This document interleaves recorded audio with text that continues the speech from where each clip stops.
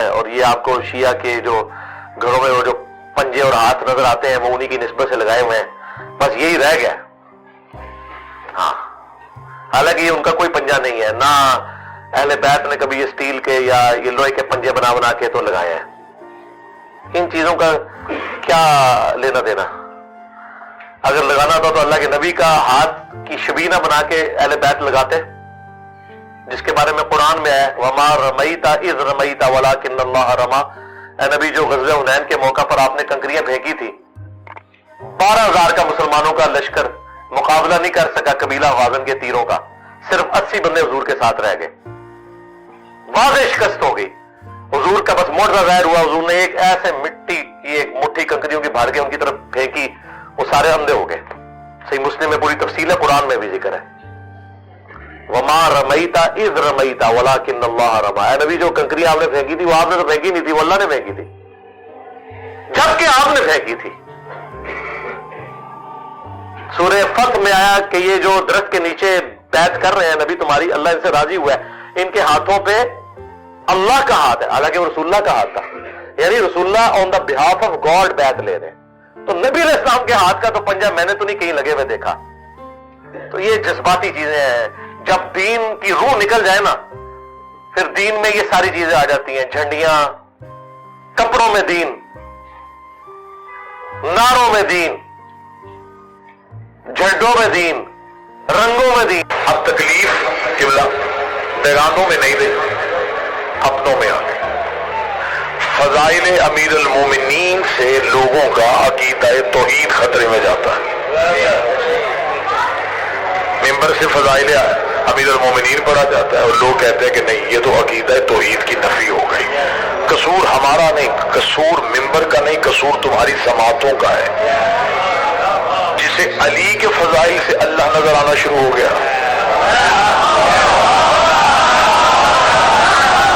ابھی ہم نے تو بڑھا علی کا۔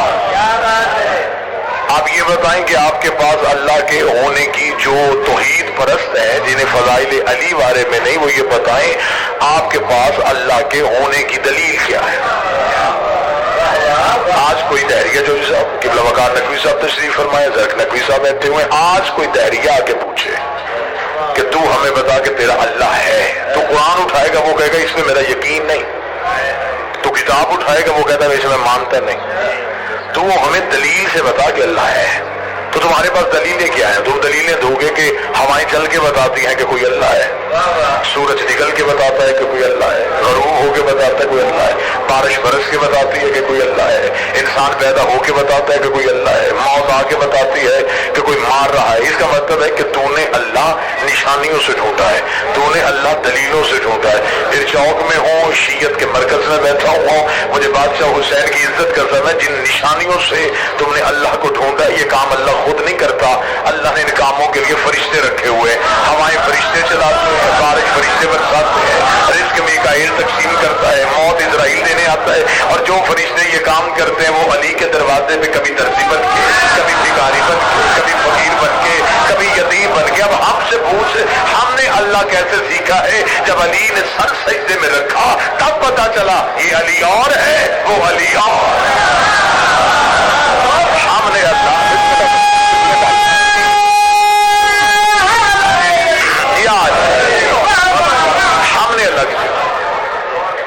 ہم نے اللہ نشانیوں سے نہیں۔ اب میں اردو ادب کا جملہ اگر پڑھوں تو میرا خیال ہے کہ یقیناً کوئی ایک شخصیت ہو جو صدر کی قیمت ادا کرے۔ ہم نے اللہ نشانی سے نہیں، علی کی پیشانی سے ڈھونڈا ہے۔ بسم اللہ سرکار، ہم نے علی کی سجدے سے پتا چلا ہے کہ کوئی اللہ ہے۔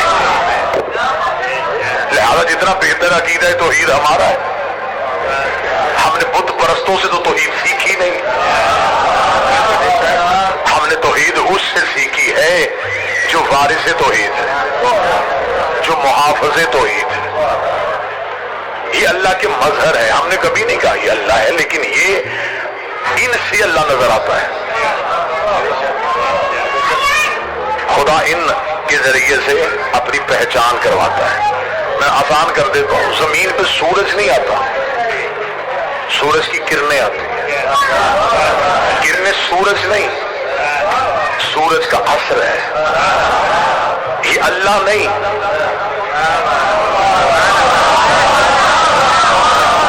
اللہ کا اثر ہے۔ جیسے بغیر کرنوں کے سورج پہچانا نہیں جاتا، بغیر ان کے اللہ بھی پہچانا نہیں جاتا۔ ہسٹری کا واقعہ ریفرنس ہے کہ ایک دہریہ خلیفہ کے دربار میں آ گیا، اسے بسم اللہ دربار خلافت میں آ کے اسے سوال کیا، اسے دربار خلافت میں آ کے پوچھا، اسے کہا جی میں پوچھنے آیا ہوں کہ میں مسلمان ہونا چاہتا ہوں، لہذا مجھے کوئی مسلمان کرے۔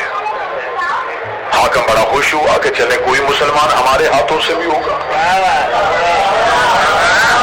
جلدی جلدی اسے مسلمان کرنے کی تیاری شروع ہوئی تو اس نے کہا میری مسلمان ہونے سے پہلے شرط ہے، ایک سوال ہے، اس کا جواب دو گے تو پھر مسلمان ہوگا۔ اور کوئی سوال پوچھ، اس نے کہا میرا سوال ہے کہ تمہارے قرآن میں ہے ان اللہ علی کل شیء قدیر، بے شک تمہارا اللہ ہر چیز پہ قادر ہے، کیا یہ آیت ہے؟ اور کا بے شک ہے۔ اس کا تمہارا یقین ہے کہ تمہارا اللہ جو چاہے وہ کر سکتا ہے؟ انہوں نے کہا بالکل اللہ جو چاہے وہ کر سکتا ہے۔ اسے اگر اللہ جو چاہے وہ کر سکتا ہے پھر بتاؤ کیا تمہارا اللہ دوسرا اللہ بھی بنا سکتا ہے؟ اب اگر کہیں کہ نہیں بنا سکتا وہ کہے گا علی کل شیء قدیر کیسے؟ اگر کہیں بنا سکتا ہے وہ کہیں گے وحدہ لا شریک کیسے؟ حکومت پریشان ہو گئی، حاکم نے ان لوگوں کو پاس بلایا جو مشاورت کے لیے رکھے ہوئے تھے۔ ہر دور میں درباری مولوی موجود ہوتے ہیں۔ وہ فوراً اٹھ کے کھڑے ہو گئے، اس نے کہا ہاں بھائی سوال کا جواب دو، اور جی 3 دن کے اندر اس کے سوال کا جواب مل جائے گا۔ 3 دن انتظار ہوا، تیسرے دن کی شام نہیں ہوئی تھی یا دہریہ پھر دربار میں آ گیا۔ اس نے کہا جی میں نے سوال پوچھا تھا اس کا جواب، حاکم نے علماء کو بلایا، ہاں بھائی اس کا جواب، اور کہا جی بالکل تیار ہے۔ اس کا کیا جواب ہے؟ اس کا جواب یہ ہے کہ اس کا سر تن سے جدا کیا جائے گا۔ جب خاموش بیٹھے کتنا اچھا جواب ہے کہ اس کو قتل کیا جائے گا، اور کس بنیاد پہ قتل کریں؟ اور کہ اس سے بڑی بنیاد کیا ہوگی، اس نے ہمارے اللہ کی توہین کی ہے۔ مسلمانوں کے دربار میں کھڑا ہو کے پوچھ رہا کہ اللہ کوئی اور اللہ بنا سکتا ہے؟ جلاد کو اشارہ ہوا، تلوار گردن پہ آئی اور دہریہ نے مسکرانا شروع کر دیا۔ حاکم نے کہا کیوں مسکرا رہا ہے؟ اس کا مسکرا تیری بے بسی پہ رہا ہوں، میں مر رہا ہوں، سوال ابھی زندہ ہے۔ کتنا اچھا ہوتا تو مجھے نہ مارتا، میرے سوال کو مارتا، سوال ابھی زندہ ہے تو مجھے موت دے رہا ہے۔ حاکم پریشان ہو گیا۔ حاکم نے کہا کیا کریں؟ دربار کے کونے سے ایک بوڑھا اٹھا، اسے دہریے کا ہاتھ پکڑا، ہاتھ پکڑ کے جب اس نے اپنی پیشانی کو سیدھا کیا تو اس کے سینے پہ منا اہل بیت کا تمغہ لگا ہوا تھا۔ اس کی آواز ہے یا میں تجھے اس کے پاس لے کے جاؤں جو وارث ہے قرآن ہے۔ تو اس نے کہا یہ کون صاحب ہے؟ انہوں نے کہا یہ حاکم ہے، وارث نہیں۔ میں تجھے وارث سے قرآن کی دہلیز پہ لے کے جاؤں۔ شہنشاہ کی دہلیز پہ دہریے کا آنا تھا۔ امیر المومنین کا کیا سوال ہے تیرا؟ اس نے کہا اللہ ہر چیز سے قادر ہے۔ فرمایا بے شک ہے۔ اس نے کہا کیا وہ اللہ کوئی اور اللہ بھی بنا سکتا ہے؟ مولا فرمایا ایک نہیں 1000 اللہ بنا سکتا ہے، لیکن جاہل وہ جتنے بھی اللہ بنائے گا خالق وہی رہے گا، یہ مخلوق کہہ رہا ہے۔ خالق وہ رہے گا، یہ مخلوق ہے۔ یہ توحید کی صفات کے مظہر ہیں۔ انہوں نے زمانے میں بتایا ہے کہ کوئی اللہ ہے، انہوں نے زمانے سے منوایا ہے، اللہ کی وحدانیت کو منوایا ہے۔ 3.5 گھنٹے کا خطبہ، غدیر میں باقاعدہ علی کے ہاتھ میں بیعت، خیمہ نصب امیر المومنین کا، ایک صحابی آتا رہا علی کے ہاتھ پہ ہاتھ رکھ کے بیعت کرتا رہا، اور امیر المومنین کا ہاتھ یوں، صحابی آتے علی کے ہاتھ پہ ہاتھ رکھ کے بیعت کرتے۔ امامت جب بھی بیعت کروائی یوں کرواتے۔ یہ بیعت کا طریقہ خلافت کا ہے۔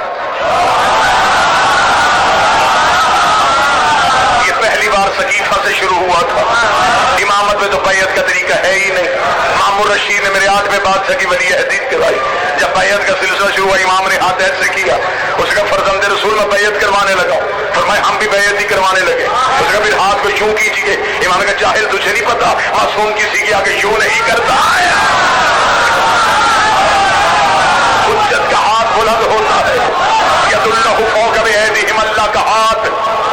مردوں کے ہاتھ کے اوپر ہوتا ہے، نیچے ہاتھ آ جائے تو وہ حجت نہیں۔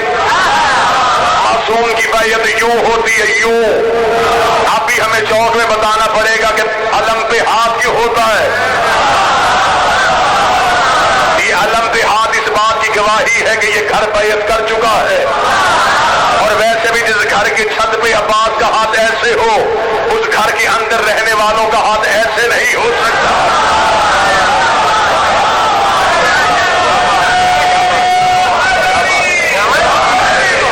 باقاعدہ بیعت امیر المومنین کی، ایک ایک صحابی آئے اور علی کے ہاتھ میں بیعت کرے، یہ آواز جگہ جگہ گونجی، اور انشاءاللہ تعالی زمانہ جتنا بھی بدل کے آئے، حکومتیں جتنی بھی تبدیل ہو کے آئیں، حسین کا کچھ بھی نہیں کر سکتے۔ یہ عزاداری حکومتوں سے نہیں، امام کے تحفظ سے چل رہی ہے۔ یہ حفاظت نہ بھی کرے جو پردے میں بیٹھا ہے، اس سے بڑا محافظ ہے بھی کوئی نہیں۔ یہ عزاداری نہیں، یہ معجزہ ہے۔ کتنا اثر ہے حسین نے عزاداری میں رکھا۔ ماتمی ہاتھ سینے پہ بعد میں مارتا ہے، یزید کے چہرے میں تماچا پہلے لگ جاتا ہے۔ ماتمی کو تکلیف نہیں ہوتی، درد کہیں اور چلا جاتا ہے۔ زنجیر ماتمی اپنی کمر پہ مارتا ہے، جسے زخم آیا اسے درد ہی نہیں، وہی درد کہیں اور چلا گیا ہے۔ یہی وجہ تھی محرم سے پہلے ایک مولوی نے انٹرنیٹ پہ اپنی ویڈیو وائرل کی تھی، اس نے کہا تھا یہ حسین کے ماتمی گھروں میں رکھو، یہ خنجر بردار جلوس اپنے گھروں میں رہنے چاہیے، اگر یہ بازاروں میں آئیں گے تو ہم بھی بازاروں میں آئیں گے۔ تو میں نے پاکستان کے ہر منبر پہ کہا تھا جناب آپ کو بازاروں میں آنے کا شوق ہے، ہم بڑے اعلیٰ ظرف لوگ ہیں، ہمیں اللہ نے بڑے دل دیے ہیں، اگر تمہیں بازاروں میں آنے کا شوق ہے ہم بازار خالی کر کے دیتے ہیں، ہم چوک چوراہے خالی کر کے دیتے ہیں، لیکن گھر سے یہ سوچ کے نکلنا ہم حسین کی مجلس کروائیں گے تو یزید کا جلسہ کروائے گا، حسین کی